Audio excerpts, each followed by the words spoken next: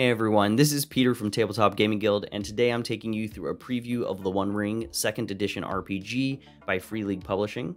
It is currently on pre-order and expected to release sometime during the first quarter of 2022. If you pre-order it, you receive this preview PDF, and this PDF is not the final version. The core book is subject to change.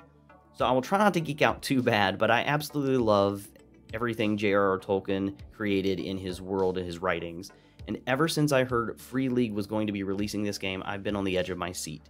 I am so excited to show you a bit of what is in store if you decide to run or play this RPG, so let's go ahead and dive right in. Now, we're going to start obviously with the cover, and as is usual and always appreciated, Free League provides a beautiful cover with some great artwork on it.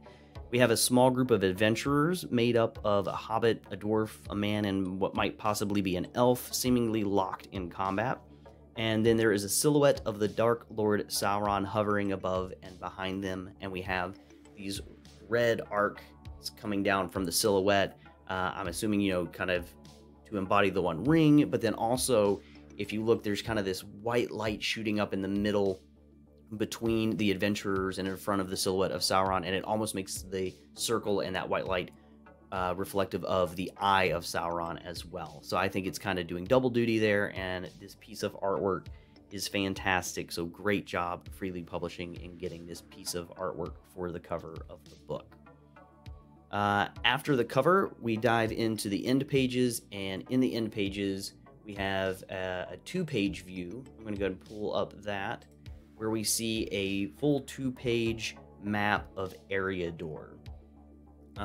This is the location where the rules say your player's adventures will take place, and Eriador is a realm encompassing everything east of Lindon, west of the Misty Mountains, south of the Ice Bay of Furashell, and northwest of Rohan and Isengard. And this is a great map of the area with a load of names of locations your players are sure to want to visit.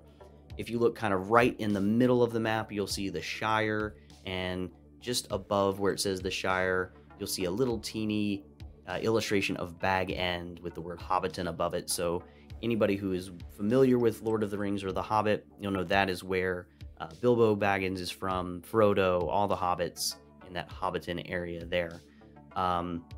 So a great looking map. It showcases this location very well. And also at the end of the book, you'll see another 2-page spread of this same map, but it's a hex map of the area, kind of to help out with any journeys that your players may go on.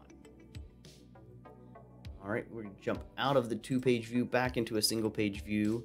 And the next thing we're going to be looking at is the table of contents. The table of contents shows us the full breakdown of the core rulebook, which is made up of 10 major sections.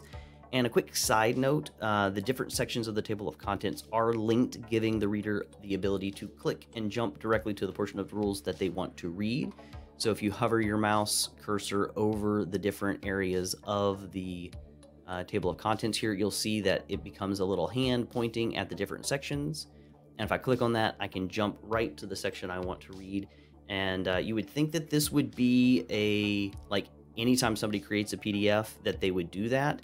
Not everyone does, and I just want to give Free League Publishing a big thumbs up for the use of that capacity, that ability, because it's very user friendly. When you just want to jump straight to a section, you can click on it. It's going to take you there, and you can read all about it, and then you can come back to the top of the table of contents as well. So good job, Free League. Thanks for doing that. Thanks for taking that extra level of user friendliness. We appreciate it. So the first part after the table of contents is the prologue, and the prologue covers the basics of the time and location of the setting for this RPG, the peoples of Eriador, playing the game, and the structure of the game. And the game takes place, as we have said, in the region of Eriador, shown on the map we looked at already, and during a very specific time in the history of Middle-earth. In the section entitled The Twilight of the Third Age, the rules state more about that specific time. And I'm going to go ahead and jump to that page so that we can read a little bit about it. It says, The Twilight of the Third Age. The One Ring is set in the time period running from the events narrated in The Hobbit to those told in The Lord of the Rings, encompassing a span of 8 decades. This period is ushered in when Bilbo the Hobbit finds the ruling ring and culminates with the war fought by the Free Peoples against the Dark Lord Sauron and the destruction of the ring. Players of the One Ring create a company of heroes, hobbits, dwarves, elves, and men seeking adventure in the lone lands of Eriador. It is a desolate country, a vast region that once saw the glory of the North Kingdom of the Dunedain, the Men of the West. Here many wars were fought and countless ruins dot its landscape. Shadows move along its paths, and not all of them belong to the living. So that is kind of setting up the timeline of this game. You're at the twilight of the Third Age, in between the events of The Hobbit and before the ending of The Lord of the Rings. So the prologue then continues with short sections touching on adventuring in the Third Age, playing the game and the structure of the game. And this last is broken down into adventuring phases and fellowship phases. So that structure of playing the game, adventuring phases and fellowship phases. But we're not going to get into those just yet because each of those have their own sections in the book, and we will look at those sections when we get there. But next, we're going to go ahead and jump to section 2, which is about action resolution. Each section, as you can see, opens with a piece of art as well. And this one is the stone trolls. If you've read The Hobbit, you'll know where those are in that book as well. So the section Action Resolution discusses the type of dice that are going to be used in the game, making dice rolls, conditions that may afflict your player characters, and a full breakdown of the terminology on the game's character sheet. When it comes to the dice and the mechanics used to determine success or failure, the rules state this. The One Ring makes use of a specialized set of dice, including 6 six-sided dice, and those are called success dice, and 2 12-sided dice with 2 special icons called the feat dice. Like most tabletop role-playing games, the player characters will have skills they can use to interact with the scenarios they find themselves in. Those abilities are what help create the target number a player must roll using the character's dice in order to achieve their desired outcome. So they're going to be shooting to match or exceed that target number. There are a few pages detailing the exact ins and outs of using the dice and how to read them, but there's also a single page that describes the dice roll procedure, and we're going to take a quick look at that, and I'll kind of read that off to us so we get a broad understanding of what that's going to look like. So it says die roll procedure. Once the necessity to roll dice has been determined, follow the steps below to make a die roll. 1. Define what the player hero is trying to achieve with the roll. This is important to determine its consequences both in the case of success and failure. 2. Select the ability to be used for the roll. Players are encouraged to suggest the appropriate ability. The difficulty for the action is based on the relevant attribute target number. TN is for target number. Take 1 feat die and a number of success dice equal to the rating of the chosen ability, or 2 feat dice if the roll is favored or ill-favored. Spend 1 hope to gain an extra die or gain 2 die if inspired. Make the roll. Step 4, make the roll. If the roll is favored, choose the best result of the feat dice, or the worst if ill-favored. If you roll and it shows a special symbol here, and that's the symbol for Gandalf, the action is automatically a success. If you are miserable, which is one of the conditions you can have, and you roll an Eye of Sauron, you fail automatically instead. Step 5, otherwise all numerical dice results are added up to get the action result. If you are weary, all success dice results in outline 1, 2, and 3 are ignored. If the total action result is equal or superior to the relevant target number, the action is a success. If the result is lower than the target number, the action has failed. And step 6, if the action is successful, the number of, and again gives us another little symbol here, results rolled indicates the degree of success and can be spent to achieve a special success. So it gives you the ability to do some feats and special success abilities if you roll those symbols as well, which should be, I believe, on the 6th side of the dice. So that is the die roll procedure, and that will make more sense as you get into the game, but I wanted to kind of give that as a quick overview because there are a lot of things that go into the dice roll of the game, but for this video, I like this one page that kind of gives you a broad overview of the die rolling mechanic when it comes to making your skill checks in this game. The following 2 pages are also going to be a really great resource for everybody in the book, for it is a breakdown of some of the terms used in the game and the character sheet. And this is another 2-page display that I'm going to pull up here, because in the middle, crossing over the 2 pages, you'll see an image of the character sheet itself. And then all around the character sheet, you see a glossary of game terms that are going to do a really good job of kind of boiling down what you're seeing on the character sheet, as well as some of the other bigger terms that you're going to see a lot throughout this game. So these 2 pages are going to be a really good reference for the players and for the lore master, the individual running the game, to refer back to on probably a fairly regular basis. We're going to go back to our single page view now, and we're going to jump to section 3 of the book, and that is Adventurers. So this is the section all about creating your player characters and forming your company of adventurers. The players each choose from one of 6 heroic cultures, which include, let's go to the first one here. The first heroic culture that you have to choose from are the Bardings. And the Bardings are Northmen of noble origins hailing from Wilderland far off to the east.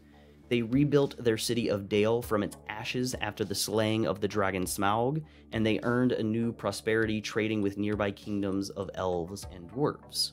So you have the option of choosing your heroic culture of Bardings when you play the game.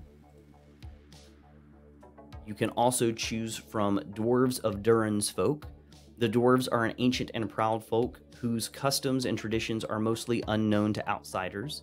A dwindling people, they have recently recovered some of their lost greatness, and a dwarven king reigns once again under the lonely mountain in Wilderland.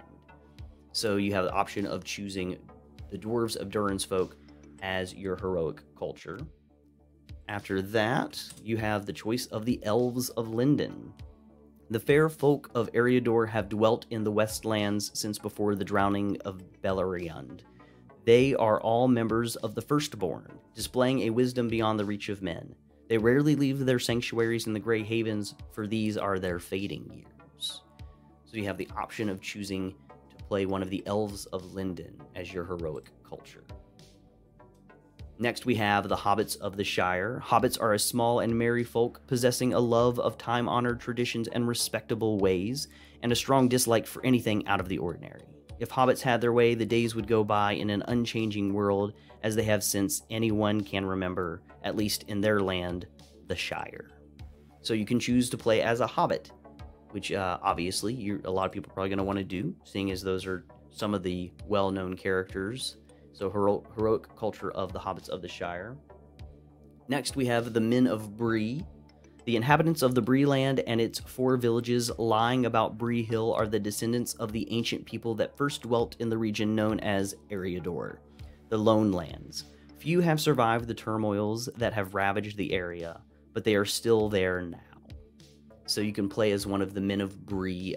If you think of Bree in the book or the movie, you will probably think of the Prancing Pony, which is the inn/tavern that the hobbits visit when they journey in the Lord of the Rings. And the last heroic culture that we have to choose from is the Rangers of the North. And if you think of the Rangers of the North, you're going to be thinking of Aragorn. The Rangers of the North are a secret people, severely diminished in number with the passing of 1,000 years. They wander in disguise among the ruins of what was once their kingdom of Arnor, tirelessly patrolling its many paths and roads. So each player is going to take a look at these heroic cultures, and they will use the write-up of their chosen heroic culture to fill out the rest of their character sheet. Once they are done with that, each player will then also choose one of the 6 callings for their character. You have Captain, champion, messenger, scholar, treasure hunter, or warden, and this choice will help them to fully flesh out their character and their motive for adventuring. Once each player has finished their character, the group gets to formalize the adventuring party known as the company. They get to choose a patron, possibly, the person who has called them together. They can choose a safe haven, which is kind of their base of operations, and they also determine their fellowship rating and their fellowship focus. The next page that we're going to go to here in the PDF is the next to the last section in this part of the rulebook, and it describes experience. As someone who plays a lot of role-playing games, I know the importance of knowing how you're going to be leveling up your character. So I thought I would read to you this next part straight from the book so you can understand how the One Ring handles character leveling. Experience. Characters in the One Ring change as the game progresses. As they overcome the obstacles that fate presents them and complete the tasks they have set out to accomplish, they find themselves deeply transformed by the experience, much like people in real life. So in game terms, players earn points at the end of each session and at the end of the adventuring phase. Then they spend them during the fellowship phase to improve their adventurers' abilities or to acquire new ones. There are two types of experience points in this game: skill points that are spent to acquire new ranks in any skill, and adventure points that are used to improve combat proficiencies or gain new ranks in valor or wisdom. And we'll talk more about valor or wisdom later as well, because they have their own section in the book. Skill points, the capability of heroes to profit from their experiences and hone their abilities as a result, is represented in the game by earning and spending skill points. Players earn skill points as follows. All players gain 3 skill points each at the end of every gaming session they attend. Finally, during each Yule Fellowship phase, all players earn a number of additional skill points equal to their adventurer's wits rating, and we can see page 120 for more information on that. They give a little example here that says, in the last adventuring phase, Folko the Hobbit has taken part in 3 gaming sessions for a total of 9 skill points. When the next Yule arrives, he will earn 6 additional points, his wits rating. Also then adventure points, the sense of accomplishment of the player heroes, their confidence and skill at arms, and the hard-earned respect paid to them by their peers are represented by the award of adventure points. Players earn adventure points as follows. All players receive 3 adventure points each at the end of every gaming session they attend. So lastly, this section ends with some rules on how to possibly retire your character if they are lucky enough to still be alive, once they have decided to hang up their weapons and settle down. I'm going to leave this section for you all to read and discover on your own, but it is a pretty cool idea that they have added into this game. The next section that we're going to be jumping to is going to be section 4, and that is characteristics. Characteristics goes into great detail to explain the 18 different skills that make up the player characters, their combat proficiencies, distinctive features, endurance and hope, standards of living, and war gear. Players will need to read through this section to better understand how to utilize each of these things during play. Each skill and weapon is described with a couple of paragraphs and given a short narrative example. Endurance and hope are each given numerical values in this game and are based on the character's heroic culture. As these numbers decrease throughout play, the characters will become more vulnerable and may more easily succumb to despair, all of which can affect their effectiveness in the game. Standard of living is determined at the start of the game by the player's heroic culture as well, but this will change over time as they accrue treasure during their adventures. Section 5 is all about valor and wisdom. This describes one of the ways you can choose to grow your character as they adventure. As I read earlier, players can choose to spend adventure points on improving combat proficiencies or gain new ranks in valor or wisdom. Each character will begin the game with a single reward and a virtue, and again, this is based on the heroic culture that they choose. More rewards and virtues become available to a character when their player chooses to spend their adventure points to improve either their valor or their wisdom. Players who choose to improve their valor have the opportunity to choose new rewards, and I'm going to show you that page here, and that is on the rewards list, and this is a list of new weapons and armor. Players who decide to improve their wisdom instead of their valor have the opportunity to choose a new virtue from the virtues list. This is a list of ways to improve your character's various skills and abilities. The section ends with a 9-page list of all of the different cultural virtues that your players will have to choose from when they choose their heroic culture. So we have a list for virtues of the bardings, we have them for the dwarves, as well as the elves, the hobbits, men of Bree, and the Rangers of the North. So each heroic culture has a list of virtues, and again, when they create their character at the beginning, they'll get to choose one of these to have as their virtue, and then also they get to choose one of the rewards from the rewards list as well, and that's a listing again of armor and some weapons.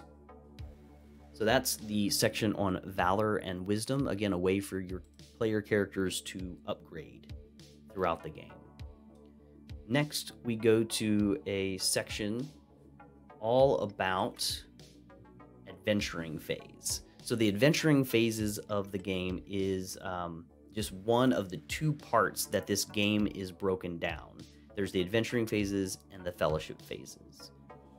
Adventuring phases explains that an average adventuring phase is made up of 2 to 3 play sessions of around 3 hours of gaming.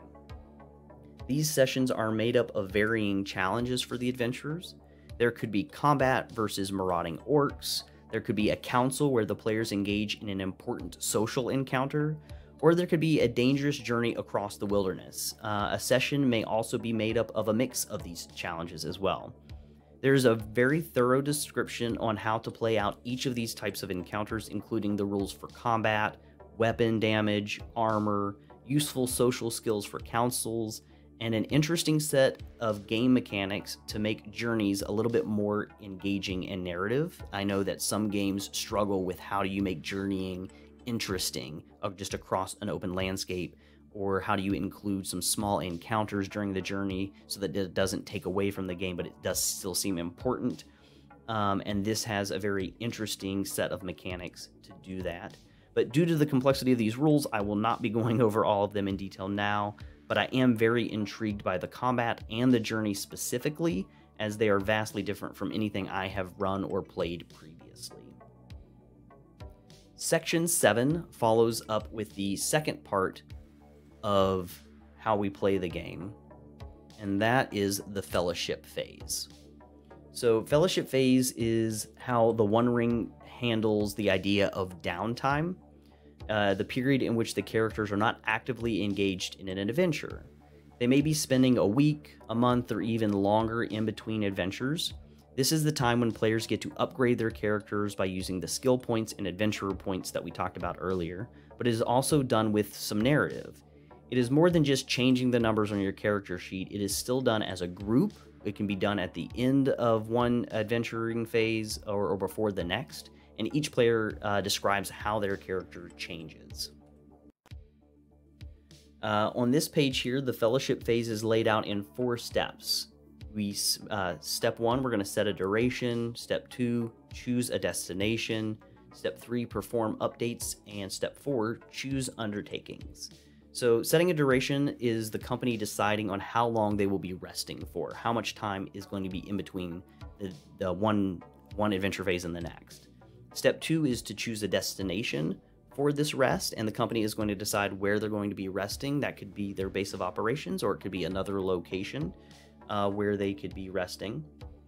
Step 3 is perform updates. So this is where skill points are spent to increase our character's skill ratings, and adventure points are spent towards increasing the character's rank in wisdom, valor, or combat proficiencies. Players do not have to spend all of their points at once, and they may decide to hold on to them for a later fellowship phase in order to have more points to spend at one time, gaining more expensive upgrades. The step 4, the choosing undertakings, is a very interesting step. Undertakings are more time-consuming endeavors, it says. During a normal fellowship phase, The group chooses a single undertaking taking into account where they have decided to rest.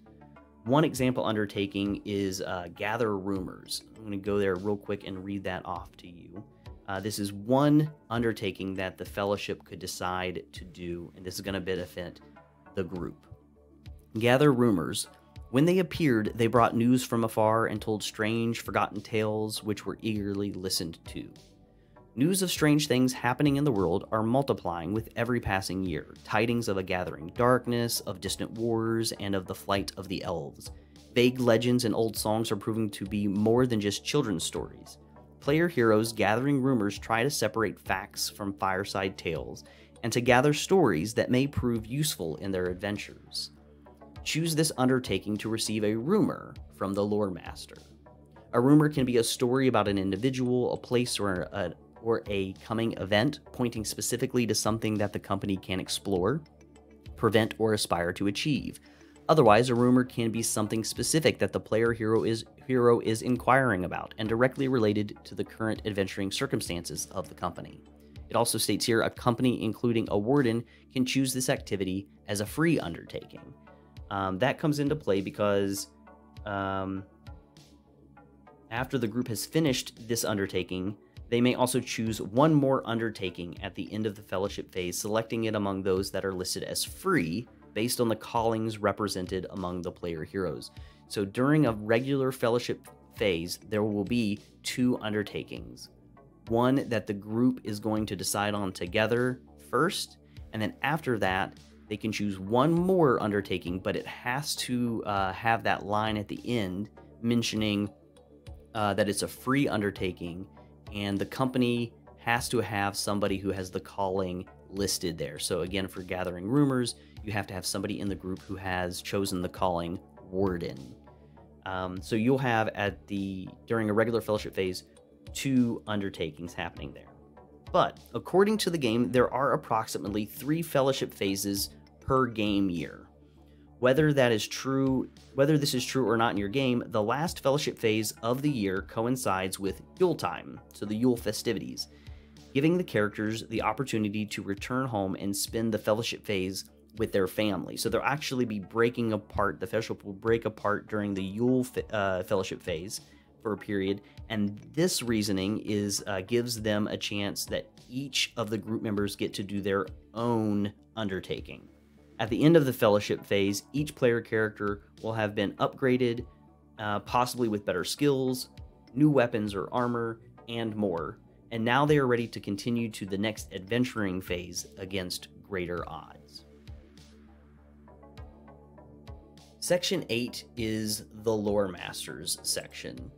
We're going to go ahead and jump there now. So I'm just going to go ahead and throw this out there. If you're watching this video and you think that you're probably just going to be playing this game, you can go ahead now and check out from this video so that you don't see everything that the Lore Master is going to have access to. So this is kind of a spoilery section, if you will.